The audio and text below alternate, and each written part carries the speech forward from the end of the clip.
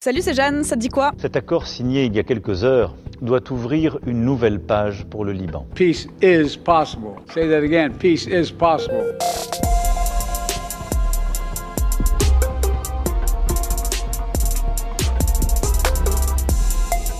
Depuis 3 heures du matin, heure française, un cessez-le-feu est entré en vigueur au Liban entre le Hezbollah et Israël.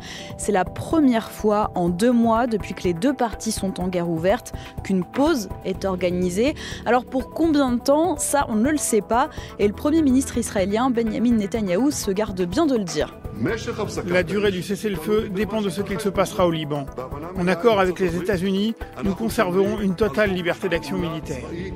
Si le Hezbollah viole l'accord et essaie de se réarmer, nous attaquerons. Le chef du gouvernement israélien est clair, s'il accepte cette pause, c'est pour se concentrer sur la menace iranienne, mais aussi permettre à ses soldats de souffler un peu et de réapprovisionner ses stocks d'armes et de munitions. L'armée israélienne a 60 jours pour se retirer du Liban et le mouvement islamiste libanais doit se retirer de la frontière sud avec Israël. Ça, c'est Joe Biden qui remercie Emmanuel Macron parce que si cet accord est possible, c'est notamment grâce à la France qui a participé aux négociations. Un accord donc au Liban, mais pas à Gaza. C'est la prochaine étape pour le président américain. Dans les jours à venir, les États-Unis feront de nouveau pression avec la Turquie pour parvenir à un cessez-le-feu à Gaza, à la libération des otages et à la fin de la guerre sans le Hamas au pouvoir. Clap de fin pour le procès de Marine Le Pen et des assistants des eurodéputés du RN. Pour cette dernière journée, après 2 mois d'audience, la parole est à la défense puisque l'avocat de Marine Le Pen va demander la relaxe.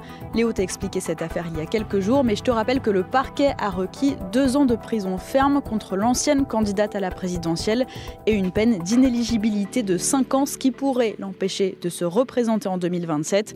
On connaîtra la décision plus tard. C'est ma mort politique qui est réclamée. On passe à un tout autre sujet.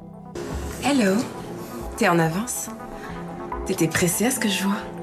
Ok, rentre. Alors c'est pas du tout ce que tu crois, ça c'est un extrait d'une vidéo publiée sur le site SIDAction avec un X en référence aux vidéos pornographiques. Et c'est la nouvelle campagne de l'association qui lutte contre le sida pour sensibiliser à l'éducation sexuelle. C'est vraiment très bien fait, ça reprend tous les codes des sites pornographiques. On te demande même si tu as plus de 18 ans à l'entrée. Les vidéos ont des titres provocateurs, mais ce ne sont pas des vidéos porno. Ferme les yeux. J'ai quelque chose qui va nous détendre. C'est de vous expliquer la réalité. Dans la pornographie, on voit souvent des gens avoir des relations sexuelles sans se protéger avec un préservatif. Ça peut mettre en danger chacun des partenaires. En réalité, se protéger, c'est éviter d'être contaminé ou de transmettre le VIH et d'autres IST. N'hésite pas à aller faire un tour, 8 vidéos sont disponibles.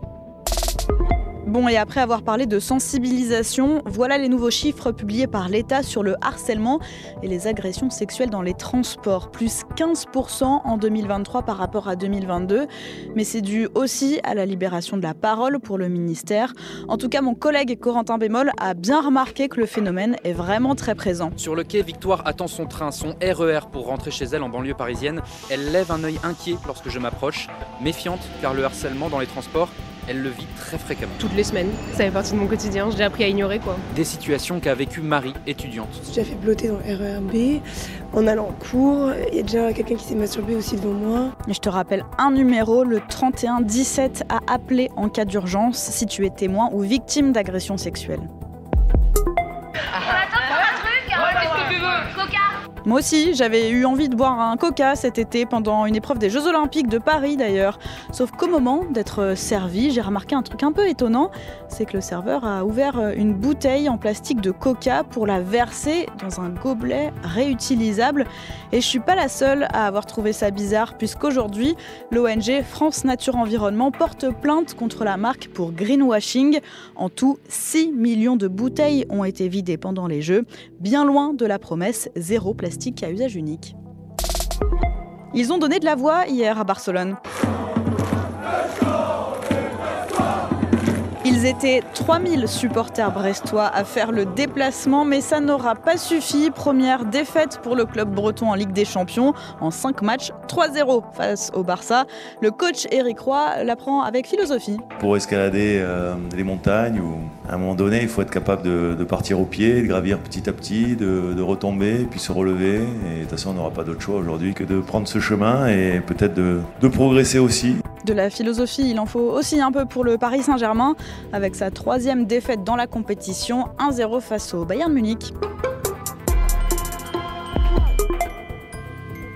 Avant de te dire à demain, juste un petit mot.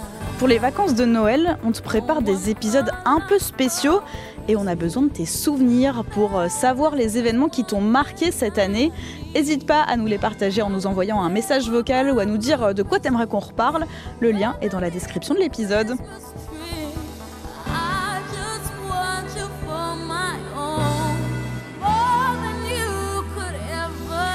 C'était Jeanne de France Info. Allez, ciao!